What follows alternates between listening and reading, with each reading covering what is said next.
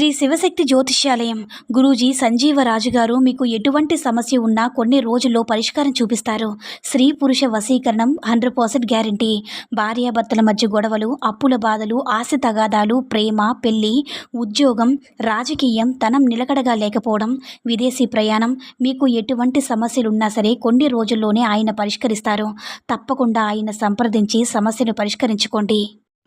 ఓం సాయిరామ్. సమర్థ సద్గురు సాయినాథ్ మహారాజ్కి జై. సాయిబాబా భక్తులందరూ కూడా నమస్కారం అండి. సాయినాథుని ఆశీస్సులతో అందరూ కూడా సుఖంగా, సంతోషంగా, అష్టైశ్వర్య, ఆరోగ్య, అభివృద్ధితో ఉండాలని మనస్ఫూర్తిగా కోరుకుంటూ ఈరోజు ఈ వీడియోని మొదలు పెడుతున్నాను. ఈరోజు వీడియో ఏంటంటే, తల్లి ఎన్నో బాధలతో ఉన్నానని నా ముందు మొరపెట్టుకుంటూ ఉన్నావు కదా, ఇదే నీ సమస్యకు పరిష్కారం, వెంటనే తెలుసుకో బిడ్డ అని మన బాబాగారు అయితే ఈరోజు మనకి అద్భుతమైనటువంటి సందేశంతో అయితే మన ముందుకు వచ్చారండి. మరి మన బాబాగారు ఈరోజు మనకి ఎలాంటి సందేశంతో మన ముందుకు వచ్చారో ఆయన మాటల ద్వారానే తెలుసుకుందాము. ఆయన మాటలు వినే ముందుగా ఈ వీడియో కనుక నచ్చినట్లయితే మరికొంతమంది బాబా భక్తులకు రీచ్ అయ్యేలా షేర్ చేసి లైక్ చేయండి. అలాగే మన ఛానల్ని ఎవరైనా మొదటిసారిగా చూస్తున్నట్లయితే తప్పకుండా సబ్స్క్రైబ్ చేసుకుని మాకు కొంచెం సపోర్ట్ చేయండి. మరి మన బాబాగారి సందేశం ఏంటంటే, బిడ్డ ఇప్పటి వరకు నీ జీవితంలో ఎన్నో కష్టాలు అయితే నువ్వు అనుభవించావు కదమ్మా. కష్టాలు నాకు ఒక్కదానికే ఉన్నాయి బాబా అని నా జీవితంలో ఎన్ని బాధలు అనుభవించాలా, లేకపోతే ఎవరైనా ఇన్ని బాధలు అనుభవిస్తున్నారా బాబా అని నాకు ఊహ తెలిసిన దగ్గర నుంచి ఏ రోజు కూడా నేను ఆనందాన్ని అనుభవించిందే లేదు తండ్రి. నా జీవితంలో ఎప్పుడు కూడా కష్టాలేనని నువ్వు రోజు కూడా బాధపడుతున్నావు కదా బిడ్డ. ఈ కష్టాలు నాకు ఇక చాలు బాబా. నా జీవితం అనేది ఎప్పుడు కూడా సంతోషంగా ఉండాలని, నాకు ఎప్పుడు సంతోషకరమైన జీవితాన్ని ప్రసాదిస్తావు తండ్రని రోజు కూడా నన్ను వేడుకుంటున్నావు కదా బిడ్డ. నీ బాధలనేవి వదిలి వెళ్ళిపోవాలని ఎన్నోసార్లు నన్ను ప్రశ్నించే రోజులు కూడా ఉన్నాయి. నీ ప్రశ్నలన్నిటికీ కూడా ఒక్కసారి సమాధానం ఇవ్వబోతున్నాను బిడ్డ. ఇప్పటి వరకు నువ్వు అనుభవించిన కష్టాలన్నిటికీ కూడా కర్మానుసారంగా జరగవలసినవన్నీ కూడా జరిగిపోయాయి. వీటన్నిటినీ కూడా నేను ఆపడానికి ఎన్నో ప్రయత్నాలు చేసి విసిగిపోయాను బిడ్డ. ఎందుకంటే బ్రహ్మ రాసిన రాతను సైతం మార్చే శక్తి ఒక్క కర్మఫలానికి మాత్రమే ఉంటుంది. ఇది నిజం బిడ్డ. ఎందుకంటే నువ్వు ఏదైతే కోరుకున్నావో, ఏదైతే నీ జీవితంలో జరిగితే బాగుంటుందని అనుకుంటున్నావో, ఏదైతే నీ యొక్క కలలు ఉన్నాయో అవన్నీ కూడా నెరవేరే సమయం అనేది ఆసన్నమైంది బిడ్డ. ఎందుకంటే నీ యొక్క కర్మఫలాలు అనేవి అన్నీ కూడా ఈ రోజుతోనే ముగిసిపోయాయి.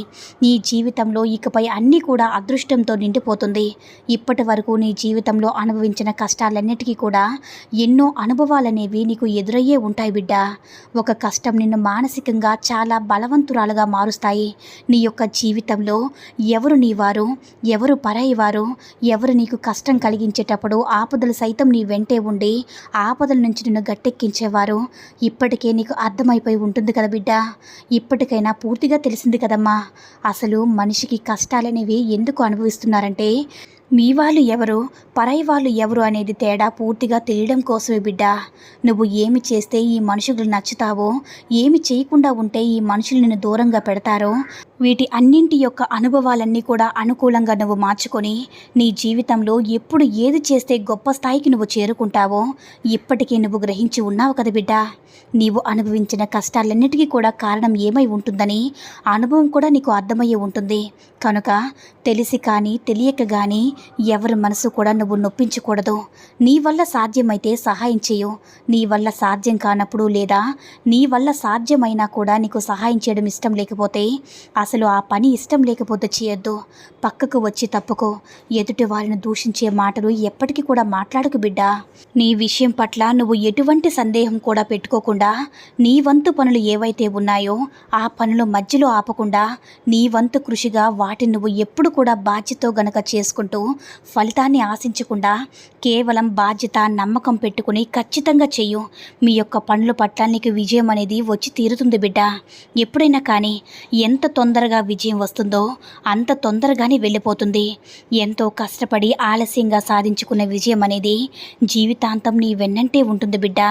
మరొక విషయం ఏమిటంటే, ఎప్పుడు కూడా నీకు తోడై నేను ఉంటానని కపట నాటకదారులు ఎవరైతే ఉన్నారో వారు ఈ రోజు నిన్ను ఒంటరి చేసి వెళ్ళిపోయారో, ఇటువంటి పరిస్థితుల్లో చిన్నపిల్లవాడి మనస్తత్వంతో నా పాదాల దగ్గరికి వచ్చి బాబా, నువ్వే దిక్కని నన్ను శరణు వేరావు కదా బిడ్డా.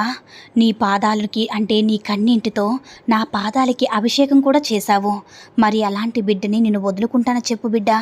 నా బిడ్డల యొక్క బాధ అనేది ప్రతీది కూడా తీర్చే శక్తి అనేది నాకు ఉంది. కానీ ఎప్పుడు కూడా నువ్వు ఒంటరివి కాదన్న విషయాన్ని నువ్వు గమనించుకోవాలి బిడ్డా.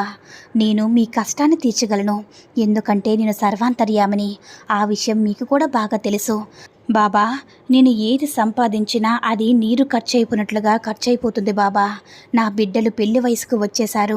వారి పెళ్ళిళ్ళు ఎలా చేయాలి? తగినంత బంగారం కూడా కొనలేకపోతున్నాను. దానికి కావాల్సినంత డబ్బు నా దగ్గరికి లేదు బాబా. దీనికి ఏదో మార్గం నువ్వే చూపాలి తండ్రని ఎన్నో రోజులుగా నన్ను వేడుకుంటూ ఉంటున్నావు కదా బిడ్డా. ఏదైనా రావాల్సిన సమయంలో తప్పకుండా వస్తుందమ్మా. నువ్వు ఇన్ని రోజులుగా మీ ఇంట్లో తులం బంగారం లేదని నా బిడ్డలకు ఏదో ఒక గొలుసో కమ్మలో కొనాలని ఆరాటపడ్డావు.